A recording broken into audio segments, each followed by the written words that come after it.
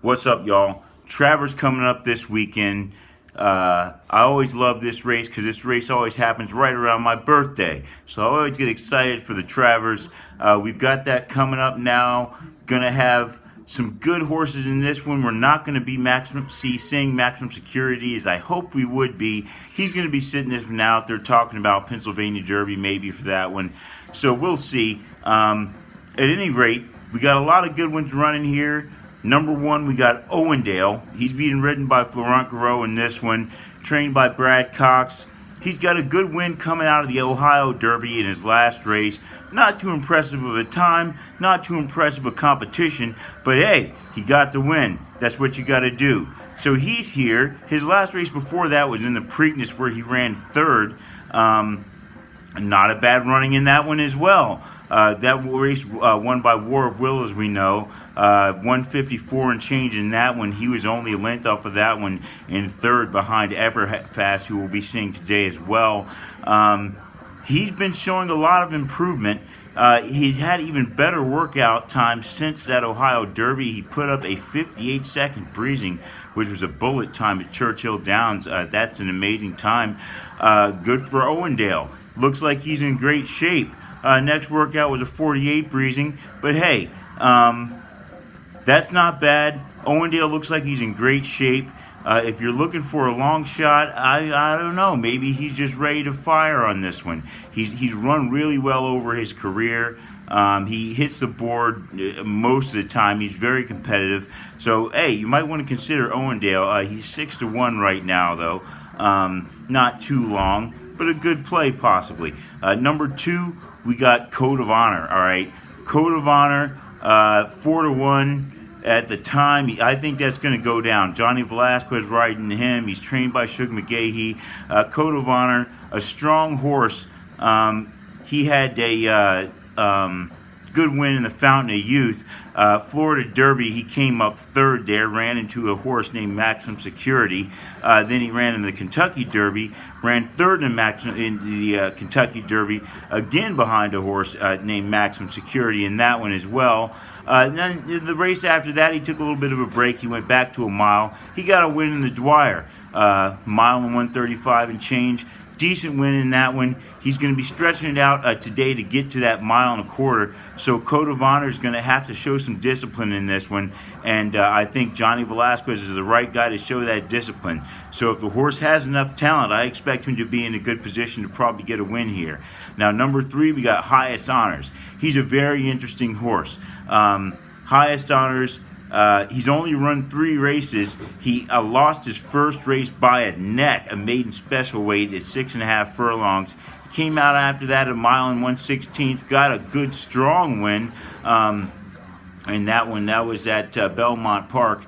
And then he came and got a win in the Curlin Stakes. It was muddy, the time was slow, but the pace was slow in that one. But he was able to get the win. He looks like a really good horse to me. Problem is, he got those 3 wins with Jose Ortiz riding him. And Ortiz is not riding him today. Ortiz is going to be riding Tacitus. And, I'll talk about that a little bit later. I think Ortiz is probably making the wrong decision in this one, as Tacitus has been misfiring lately. He's been running well, just not getting the wins. Now, I know I'm going to take a lot of heat for this because there's a lot of Tacitus fans out there. They think that Tacitus should be Horse of the Year. They say Tacitus was the best horse in every race, even though he doesn't win them. He's the best horse in the Derby. He's had a bad trip, and Maximum Security ruined the race. He's the best horse in the Belmont, but, blah, blah, blah. He's the best horse in the Jim Dandy. I don't want to hear it. If he's such a great horse, he should get more wins. He started off great, hasn't been so great recently, but Ortiz is going to be riding him, so that leaves Luis Saez, ironically, Maximum Security's jockey, to be riding him. So Saez is capable. He's not great, but he is a capable jockey. He's a horse trained by Tad Brown. Highest Honors is another Tappet horse. He's the half-brother of Tacitus. I just think he's a little bit in better shape than Tacitus. I wouldn't be surprised if Highest Honors gets the win here. The pace may favor him because I think he's probably going to ride a little bit more loose, you would say, than Ortiz would ride him with Saez aboard. Now, next we got Laughing Fox. Okay, it's 30-1. Now, Laughing Fox. Oh, and by the way, yeah, highest honors 10-1 on that one. Not bad odds. Not bad odds. 10-1. 30-1 on Laughing Fox, however. R.J. Santana's riding him. He's out of Union Rags. Stephen Asmussen horse. He hasn't done too much recently. He won the Oakland Park Invitational a few months ago, but really hasn't done much since then. He was 5th in the Preakness. He was 4th in the Jim Dandy. He's facing Tacitus and Tax again. Didn't have too much for him on that day. Maybe they're just looking to rebound. His workout times don't show that he's rebounding, though. He's actually digressed with his last workout time at 50 seconds breezing at 4 furlongs, but we will see what he's got. Laughing Fox out there again, 30-1. Number 5 is Everfast. A lot of people are kind of down on Everfast. I don't know. He was 4th in the Haskell. Hey, you got beat by Maximum Security. That seems to be a thing horses have trouble with this year. Before that, he was 7th in the Belmont Stakes. Not too great of a ride. Luis Saez was riding him in there. He just got beat. I think Sir Winston's a better horse than him. I think Tacitus is probably a little better horse than him. And he's facing him again today. Before that, he did have a good race in the Preakness. That was bumped back to 1 mile and 3/16, running 2nd place. He's going to have to get a good trip. Now, Rosario was riding him there. The thing is now, he's not being ridden by Rosario, by Luis Saez, or Julian Leperot. He's being ridden by this guy, Martin Chuan. He's a Peruvian jockey, 24 years old. This is his first big race. I didn't know who he was. I looked him up real quick, did a little bit of research. But, hey, he's earned his spot in this race. The horse is working out well. This guy's last workout of 1 minute, breezing at 4 furlongs or 5 furlongs. So Chuan's going to have an opportunity here to make a name for himself. I don't really like him to win. He may be able to get something done 2nd or 3rd. If Chuan hits the board, he's definitely going to earn some better mounts on top of that. If he gets a win, people are going to think he's great. Now, this horse has great breeding. Take Charge Indy is his sire. AP Indy was his sire, and his broodmare sire. Awesome again. So he's got great breeding. Perhaps he's a late bloomer, and maybe this is his time for him to shine. So that's Everfast, 30-1 right now. However, now number 6, the favorite Tacitus. Now 5-2. I faced a whole lot of criticism over the pick in the Jim Dandy, and people talking about how Tacitus is so great, and he's obviously the best horse in the race, and how could you not have picked Tacitus and Tax, because they always run together like they have some kind of rivalry, like they're Freehouse and Silver Charm or Alidar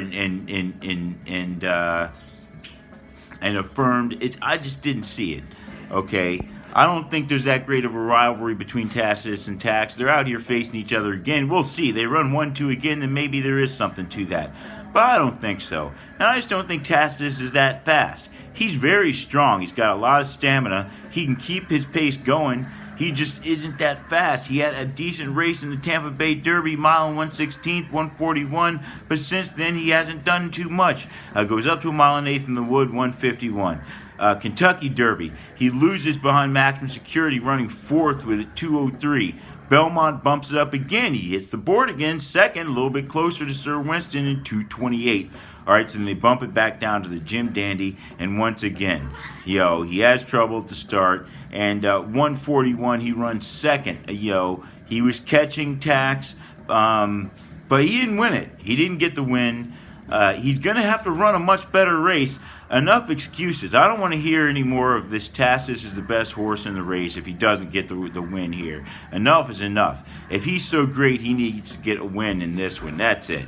All right. Now, we're going to look at number 7.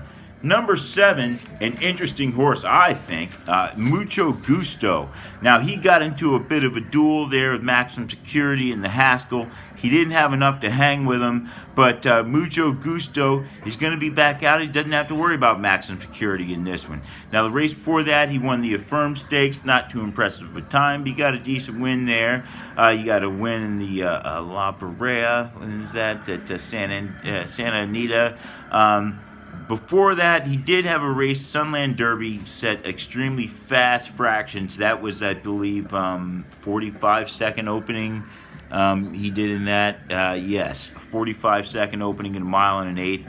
He ran out of gas in that, got passed by Global Campaign and Sir Winston. Or no, sorry, not Global Campaign, Sir Winston. That one he was bested by Cutting Humor in Another Twist of Fate. So Mucho Gusto back at it again, doesn't have to face some of these horses he's had trouble with. They've gone to being a little bit more patient on him, so I expect him to be a bit more patient.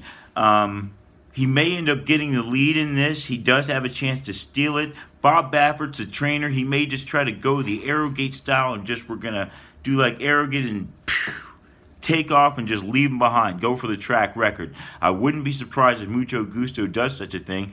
I wouldn't be surprised if he could pull it off. I mean, he's still a good horse, and if they don't really take him seriously and he doesn't burn himself out, he could pull off a wire-to-wire. And I don't think about getting a record time or anything like that, but he could get a win. Now, number 8, Chess Chief. I don't know about this one. You kind of wonder why he's in the race. His last race, he ran second in the West Virginia Derby. Not too great there. Fourth in the Indiana Derby before that. So he's not really doing too well against these weaker races with lesser competition. However, he is out here again today. He's got the luck of having Mike Smith ride him. So Mike Smith is riding him at 30-1. So hey, that who knows? Those odds are probably going to go down. Mike Smith isn't going to go off at 31, but Chess Chief. That's the only thing I see got going for him there is Mike Smith. Decent workouts on him, but he hasn't done too much before now. Mike Smith will probably get a better ride out of him than he's had before, but he's going to have to do a lot to get the win, I think, on Saturday. Now, number 9, an interesting horse, interesting name, Looking at Bikinis out of Looking at Lucky. All right. Decent breeding out of Looking at Lucky by Smart Strike. Bernardini's on the other side of that one, ridden by Javier Castellano. Now, Javier Castellano has a whopping 6 lifetime Travers wins. He's looking for number 7. I don't know how his greatest chances are on this. I don't know if this horse is going to have what it takes. He's probably going to run up front, probably get into a bit of a duel with Mucho Gusto. I don't know if he's got what it takes to take out Mucho Gusto. He ran 3rd in the Curlin behind Highest Honor, so I think that's a horse that you really want to keep an eye on a little bit more than him. But Looking at Bikinis is going to be back. Probably not going to be a muddy track like it was in that race. So maybe that just hurt him. He's got a couple of wins right before that. So the horse looks pretty good. Trained by Chad Brown. Like I said, ridden by Castellano. Got 6 Travers wins. He's got what it takes as far as training and a good jockey. So we'll see if the horse has what it takes to get the win there on Saturday. Now, number 10, we got Scars Are Cool. Okay, weird horse, weird name there with out of Malibu Moon by AP Indy. Ridden by Tyler Gaffalione. He's back again on this 30-1. Hey, what can I say? He's 30-1. He's got 1 win in a maiden special weight. Decent win, I guess you'd say, at a mile and an eighth. But he hasn't really done much more than that. So Scars Are Cool. He's going to probably be pretty long, probably going to be much bigger, I think, than the 31, at least right around that 30-1, because there's just not too much on this horse. He's only won a run in the in 3 races.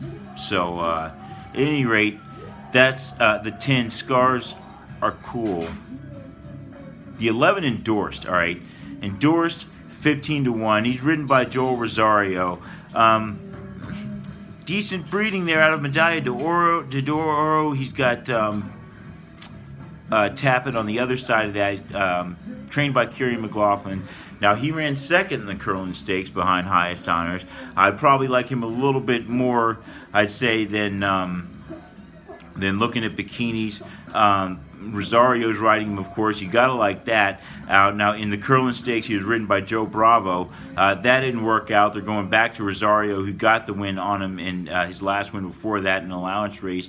Decent time, but that was a short race. That was a 6-furlong race. So we'll see if Rosario can click and get some magic with this horse again coming out on Saturday. Now, the number 12 last up is Tax, Jim Dandy winner. I was pretty impressed with his win. I didn't think he had it in him to get the win, but he did. The pace was dreadful, or not dreadfully slow, but the pace was too slow. War of Will should have gone a little bit faster in that one and tried to make a race out of it. So he walked around, and that allowed horses like Tax and Tacitus to make their moves and get their positioning without too much stress. So I don't know if he's going to have such a leisurely pace in this one. Ortiz is riding him again. I ride Ortiz Jr. Probably going to stalk the pace in this one. He's been riding a little bit more aggressively with the horse as of late, since he got left behind the Kentucky Derby. So he's going to be out there after getting that win in the Jim Dandy. Before that, he was 4th in the Belmont, 15th in the Kentucky Derby. He had that 2nd place in the Wood where he ran behind Tacitus. Then they flip in this one and get the Jim Dandy. He gets the win over Tacitus. So they're facing each other again. It's surely going to be a lot of eyes on who's going to get the win over Tax or Tacitus. I'm tending to lean towards Tax finishing ahead of him right now. I know a lot of people think I'm a Tacitus hater probably by now, but hey, he's got to show me, man. He's got to prove it to me. He hasn't been getting it done lately. So that's all we got here for this race. Now stay tuned and do some videos on some horses, some pace handicapping, and come to you with the winners.